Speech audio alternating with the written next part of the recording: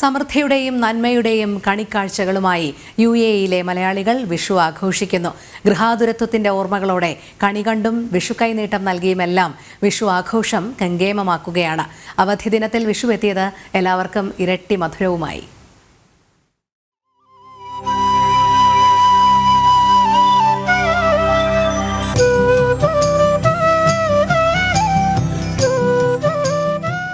ഗ്രഹാതുരതയുടെ ഓർമ്മകൾ ഉണർത്തുന്ന എല്ലാ ഉത്സവങ്ങളും നെഞ്ചിലേറ്റ് നടക്കുന്നവരാണ് എവിടെയാണെങ്കിലും മലയാളികൾ. അവധി ദിനത്തിൽ വിരുന്നെത്തിയ വിഷുവിനെ ആഘോഷപൂർവ്വം പ്രവാസി മലയാളികൾ വരവേറ്റു.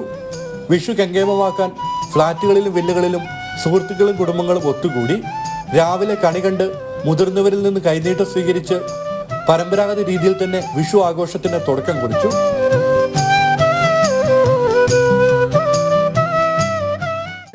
കാണും നേരം കമല നേത്രന്റെ നിറമേറും മഞ്ഞ തുകിൽ ചാർത്തി കനക കിങ്ങിണി വളകൾ മോതിരം അണിഞ്ഞു കാണേണം ഭഗവാനെ. വിഷു പോലുള്ള ആഘോഷങ്ങൾ ഏറ്റവും ഭംഗിയായിട്ടും ആർഭാടമായിട്ടും ചിട്ടയായിട്ടും ആഘോഷിക്കുന്നത് നാട്ടിലുള്ളവരെക്കാൾ പ്രവാസികൾ തന്നെയാണ് എന്നാണ് എനിക്ക് തോന്നിയിട്ടുള്ളത്. പ്രവാസികൾക്കെല്ലാം വിഷു എന്ന് പറയുന്നത് ഒരു ഓർമ്മകളുടെ ഉത്സവം കൂടിയിട്ടാണ്.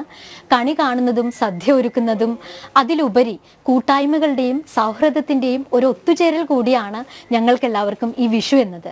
രാവിലെ എഴുന്നേറ്റു, നല്ല മനോഹരമായ കണി കണ്ടു, കൈനീട്ടം വാങ്ങിച്ചു. അതിനുശേഷം ഞങ്ങളിനി സദ്യ ഒരുക്കാനുള്ള തയ്യാറെടുപ്പിലാണ്.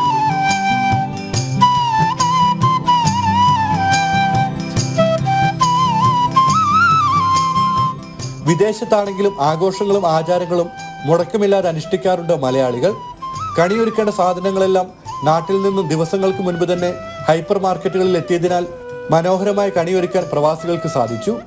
ട്യൂഷനിൽ തൊട്ട് പച്ചക്കറികൾ വരെ നാട്ടിൽ നിന്നും വരുന്നതുകൊണ്ട് വിഭവസമൃദ്ധമായ സദ്യ ഒരുക്കാനും ടെൻഷനില്ല.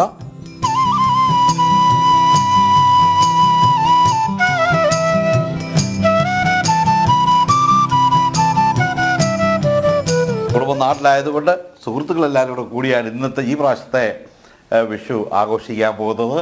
അതിന് ഞങ്ങളെല്ലാവരും സന്നദ്ധരായിരിക്കുകയാണ്. ഏതാനും നിമിഷത്തിനകം ഞങ്ങളുടെ പാചകം ആരംഭിക്കുന്നതായിരിക്കും.